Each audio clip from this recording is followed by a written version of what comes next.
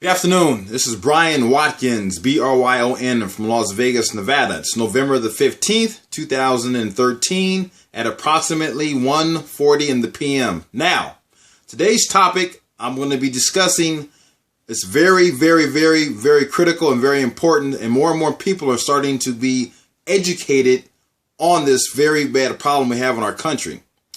As we all know, our country houses the most inmates in the world. 2.2 million inmates thus far. Now, out of the 2.2 million, 52% are in there for minor drug offenses. Those individuals don't need jail, they need help. I myself used to work in the corrections department for 4 years. I quit on my own accord. Yes, on my own accord when I was about to lateral over to be a North Las Vegas peace officer. I quit because as I started to hear some of the asinine reasons why some individuals were actually in prison, I started to put two and two together. Being as inquisitive as I am, I started asking around to some of the other co-workers. I started doing some reading. Corporations want people in jail because they make money off of your body, period. That's fact. And a lot of you who I'm speaking to, you know that. Now, out of the 52% who are in prison for minor drug offenses, big deal. Like I said, they need help. They don't need prison. Now, I'm going to show you a card, and I want you to have this embedded into your mind because it's extremely important. Because this could be you, me, a loved one, anyone that you know, or someone innocent you don't know, but I personally don't want someone innocent in prison. You see that? Well, you could think police investigators and unscrupulous, unconstitutional practicing district attorneys. That index card I just held up, 400 wrongfully convicted persons were let out of prison. They were exonerated for a crime. Not only did they not commit, they were nowhere to be seen when that crime was being committed. They were exonerated through DNA. Within a 5-year period, 2.2 million in prison, 52% in there for minor crimes. So take out, let's say, 1 million. Now let's deal with 1 million more. 400 wrongfully convicted persons let out within a 5-year period. Imagine if that technology and that drive about exonerating innocent people started 20 years ago. Now, how many innocent persons are in prison? Those numbers ringing a bell? They ring a big bell to me. Huge, large. Now, I'm going to hold up another index card, and I want you to keep this in mind. I'm going to explain this index card as I go on. You see those states? There are a few others, but I didn't have room to write them all in.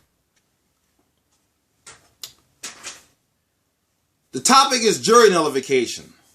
And yes, and I hope a lot of district attorneys throughout the country hears this, and I hope a lot of judges hears this, because I'm telling you now, a lot of individuals who are listening to this, you're gonna think, oh, Brian's whack, he don't know what he's talking about. No, Brian knows what he's talking about, because Brian does his work.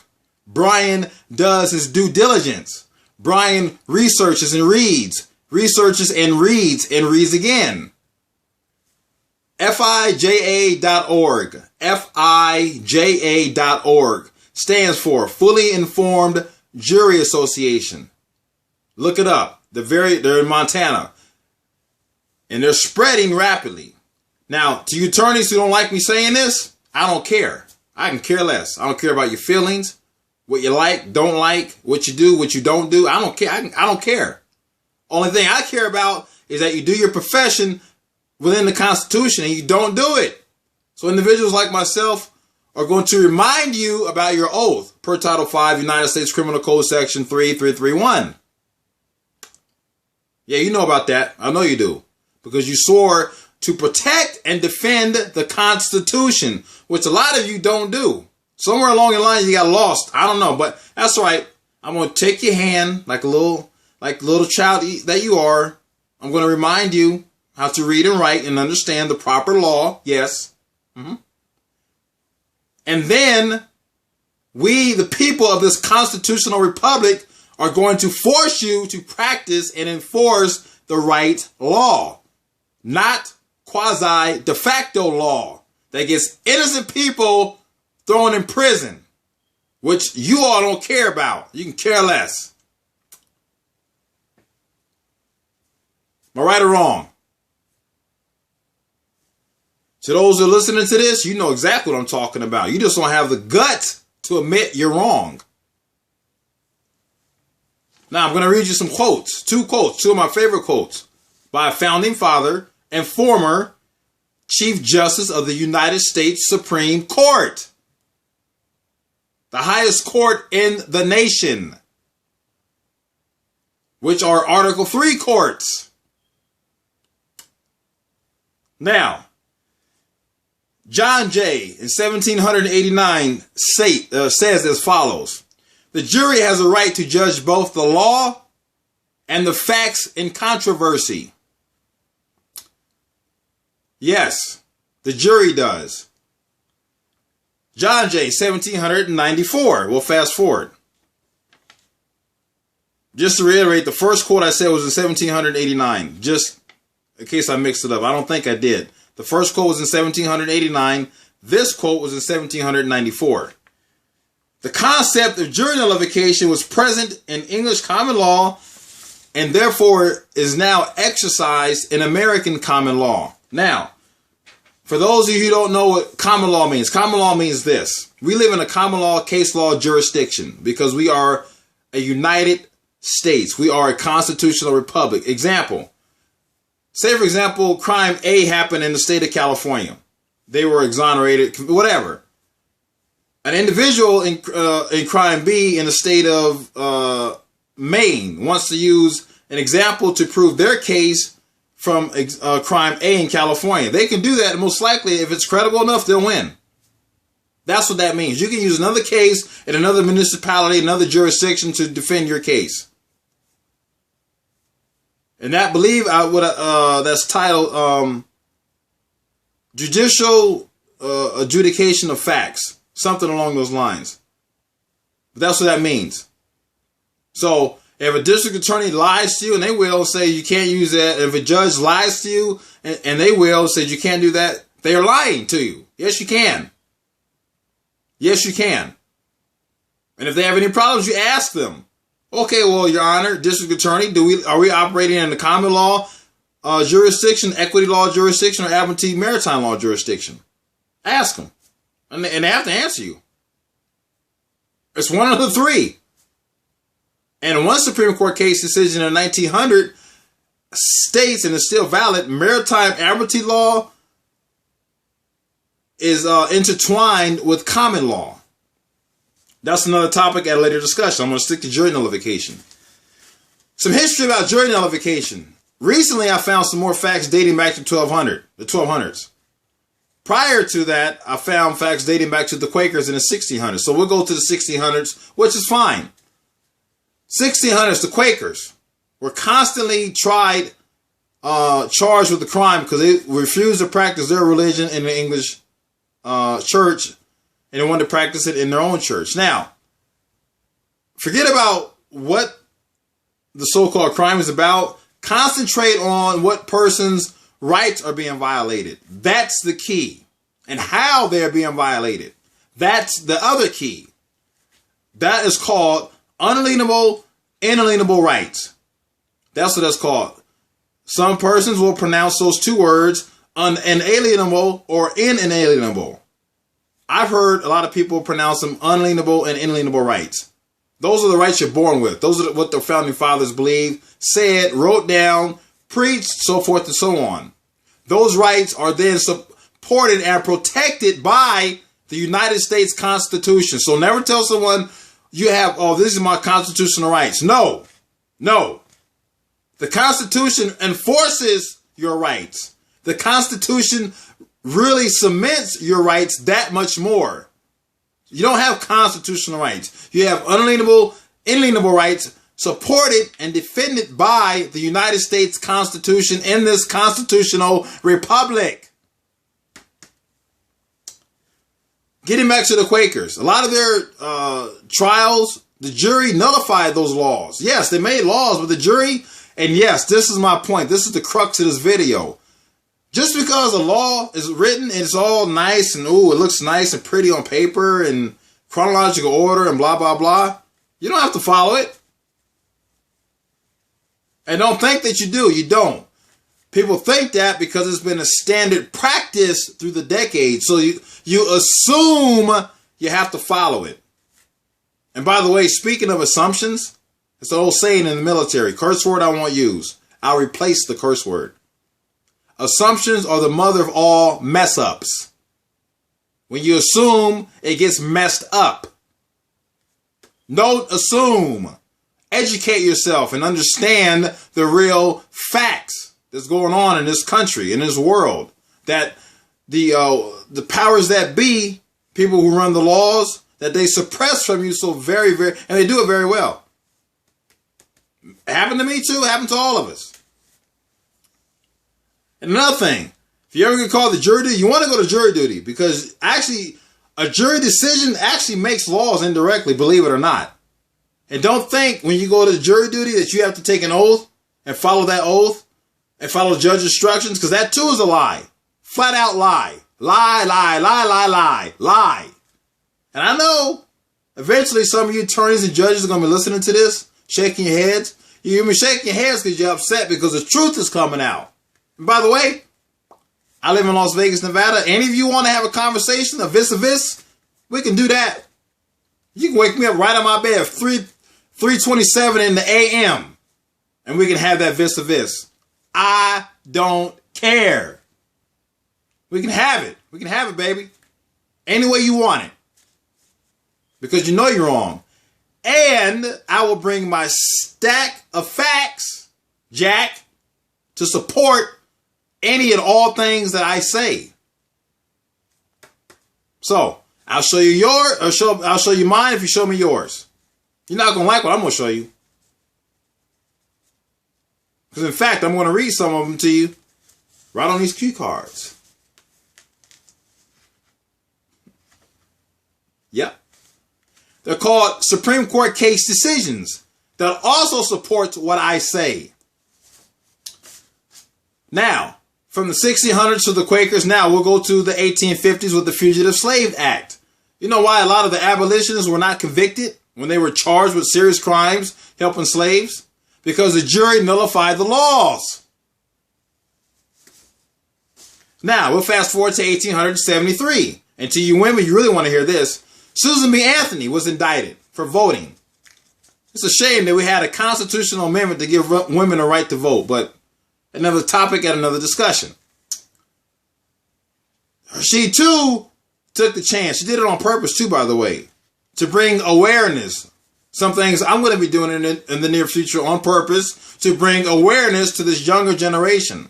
Because you corrupt, your days are numbered. You can believe that. By the way, herself was nullified too. Now, some of you prosecutors who are listening to this, I want to read you something from your rule book. The United States Attorney's Manual. You know that? I know it. The United States Attorney Manual states as follows.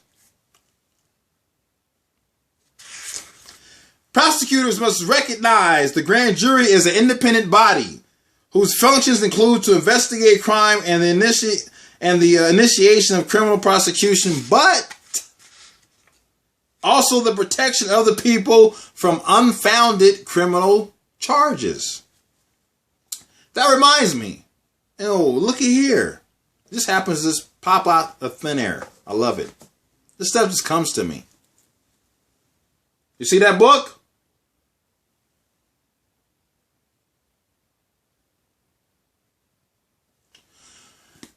This book, written by an attorney, even confirms that much more. States pass unconstitutional laws all of the time.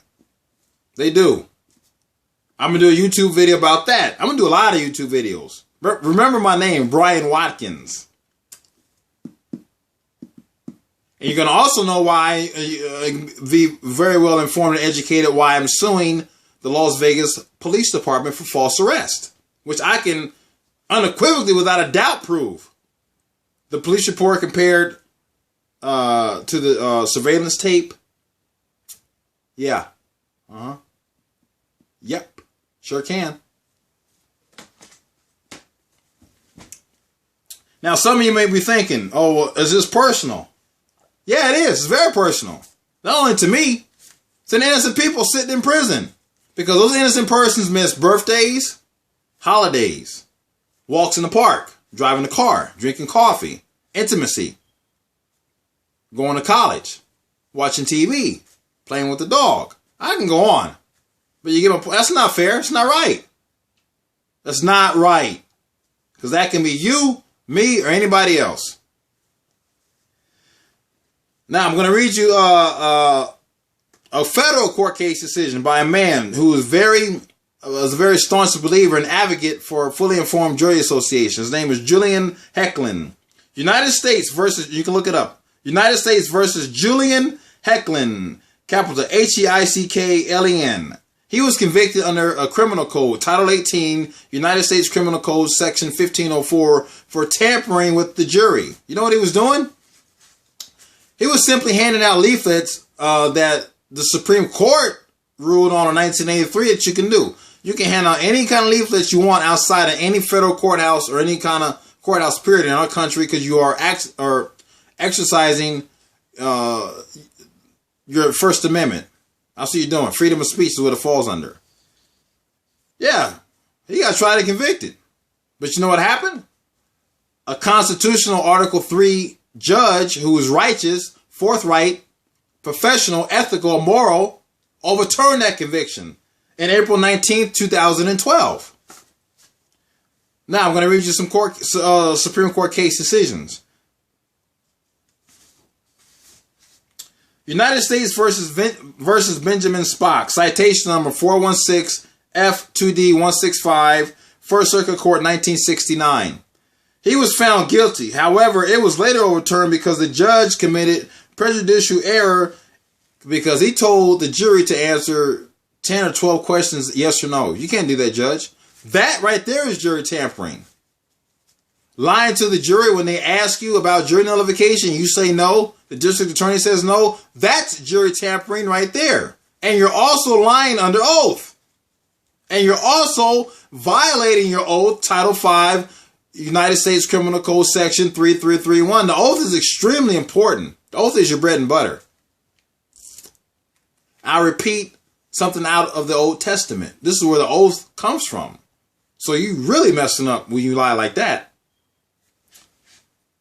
Mouth speaks untruth, while hands raised in lying oaths. That's why they're raising a hand.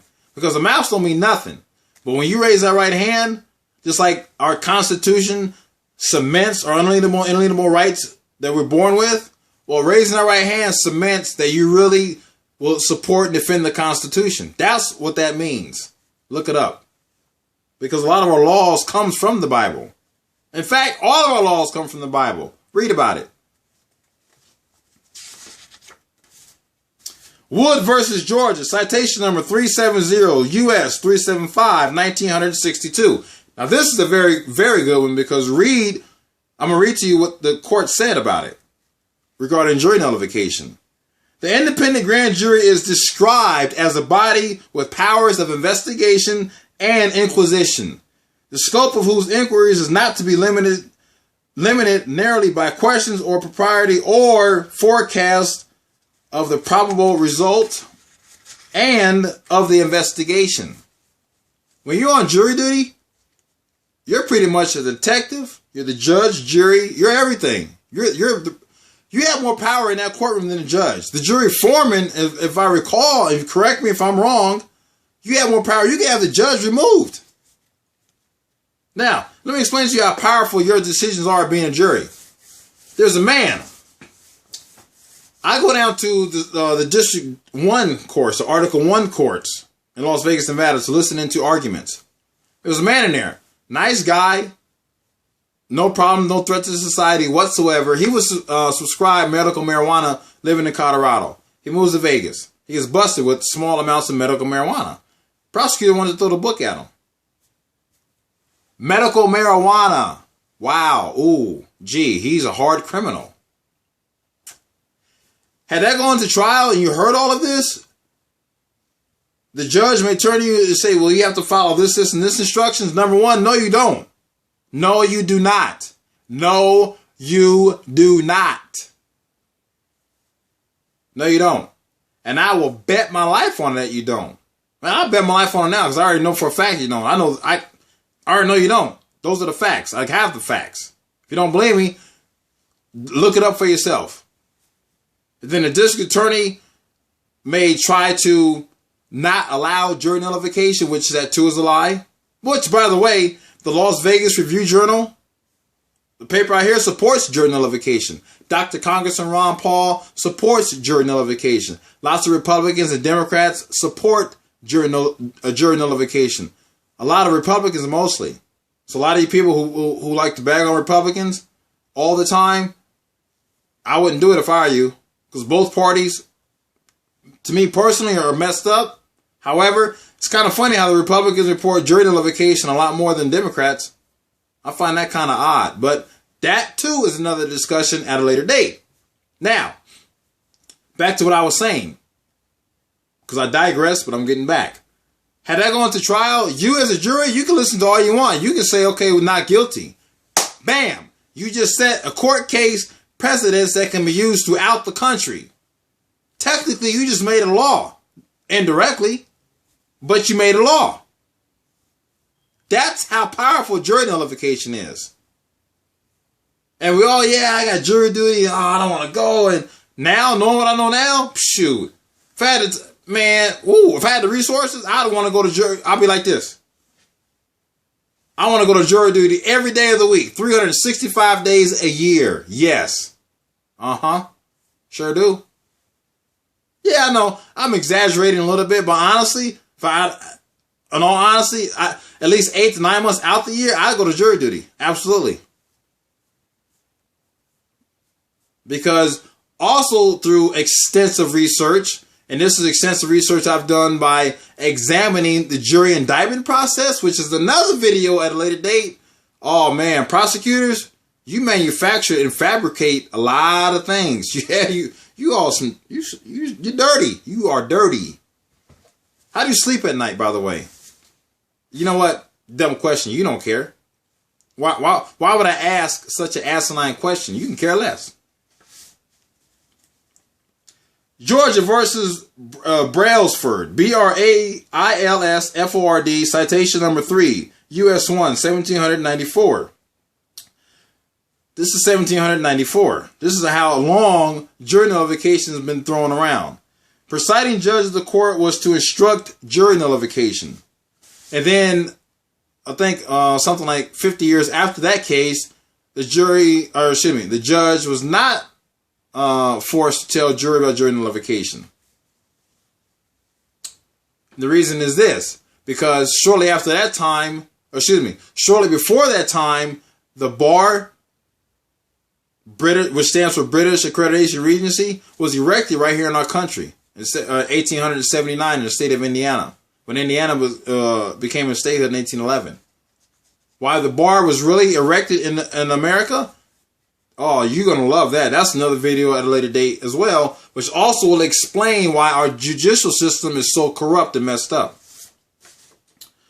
New Jersey man Edwin Foshian arrested on a minor marijuana drug charge was prescribed to him to treat painful tumors. This is recently. You can look him up. Google his name. Edwin, Forchion, in New Jersey. Treating painful tumors. Heck, if I got painful tumors, you got painful tumors, and the only thing that can subside the pain or get rid of the pain is medical marijuana, I want my marijuana. Period. Because the pain hurts. A lot of pain I can withstand, but I'm only human.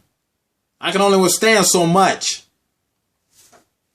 Former Washington, D.C. prosecutor turned professor because he got tired of the unscrupulous, unprofessional, unethical, immoral, unconstitutional acts within district attorneys named Paul Butler. Look him up. Look him up. Now, this chaps my hide. Former Williamson County District Attorney Ken Anderson. For withholding evidence in 1987 in a case, it got an innocent man convicted. Guess how long this innocent man did in prison? Keep guessing. 25 years. 25 years. You know, I don't know how these individuals come out of prison and say, well, I'm not bitter. Psh, you're not bitter. If that were me, yeah, okay. I'll leave that alone.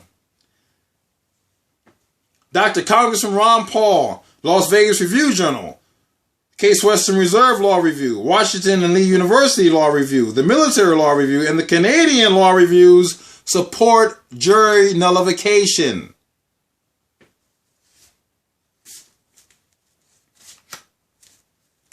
That's major. You can't make this stuff up. Oh! Remember that card I held up with all those states? Well, 20 states has in their constitution, and yes, state constitutions are very important, that jury nullification under the First Amendment is constitutional. New Hampshire, this year, first state in the union to pass the law allowing jury nullification. We have one state, that's all we need. We'll get more. But all we need is one. I wouldn't care if it was the state of Rhode Island, the smallest state in the union. All you need is one. That's it. So out here in Nevada, if I explain to the judge or district attorney, well, I want to do jury nullification. Well, you can't, it's illegal. Really? Well, then explain to me why New Hampshire just erected that law. Therefore, it's not illegal. So shut up. You leave the jury alone. You don't touch. It's an independent body. Remember that? Another case that chaps my hide. United States versus, I gotta spell the name, I can't pronounce it. Capital K-R-Z-Y-S-K-E in 1988. The jury asked the judge about jury nullification. You know what the judge told him? Oh, there's no such thing. What? Really? Uh-huh. Yeah, that's what he said. I haven't read about that case, but I will later. You know, I can go on. And I'm going to end with this. Because I'm coming up on 30 minutes and I want to keep it at 30 minutes max. I want to end with this. I have a lot of quotes, but two of my favorite quotes. One, by Dr. Martin Luther King, says this. If a man has nothing to believe in worth dying for, he is not fit to live. Thomas Jefferson said this. I can't live without books. And I can't. How do you think I found all this information out? Someone just threw it at me? No. FIJA.org helped a great deal. Rashawn Elam on my Facebook turned me on to Fully Informed Jury Association. When I had time a few months ago, I used to handwrite FIJA.org on index cards and hand them out here in Las Vegas, Nevada. Right downtown, by the District 1 courthouse. So I'm waiting for that day when someone comes down, a bailiff may come down and say, we're going to have to arrest you for whatever. Really? Okay, well, go ahead. Because once I go before that judge and I say all I'm going to say is going to be in an open courtroom, you're going to regret that you did that. Now, you're probably saying, is Brian Watkins really trying to do that? Maybe. I'll put it like this. I used to box. One thing my trainer always taught me. In order to really achieve something, sometimes you have to sacrifice yourself. It's that simple. Oh, believe me, I know a lot about the true laws now. The true laws. About legally per the Constitution and per Supreme Court, when you get arrested, you don't have to give your fingerprint or mugshot. Yeah, the court case is on that, stating that, and they're still valid today. Stuff I've also learned, like challenging jurisdiction. Stuff I also learned how Article 1 courts, district courts, are actually, they're not really judges. Most of them are really executive trust administrators. Also, how attorneys, and you can look this up, are really foreign agents. Yeah, look up the Foreign Agent Registration Act of 1938. Read another court case, Trenzi versus Pagliaro, 1964. That states all bar attorneys are actually foreign agents. That's why within 10 days after passing the bar, they have to register themselves with the Foreign Agent Registration Act. Also look up how district attorneys can't enter into evidence for the client without the client, with the client not being there. That's what the federal court said. The reason is you can't be both. You're either a client or an attorney. You can't be both. Your client has to enter into evidence. Your client has to be there. Oh, I can go on, but this YouTube video will be 2 hours long. So right now I'm at 30 minutes and 58 seconds. So I'm going to stop. Jury nullification is legal. You want to be involved in jury nullification. So stop the corruption within these district courts. FIJA.org. FIJA.org. My name is Brian Watkins from Las Vegas, Nevada. And any of you judges, or mostly you district attorneys, don't like what I'm saying, I don't care. You don't care about innocent people going to prison. Therefore, I don't care about you. Now we're even.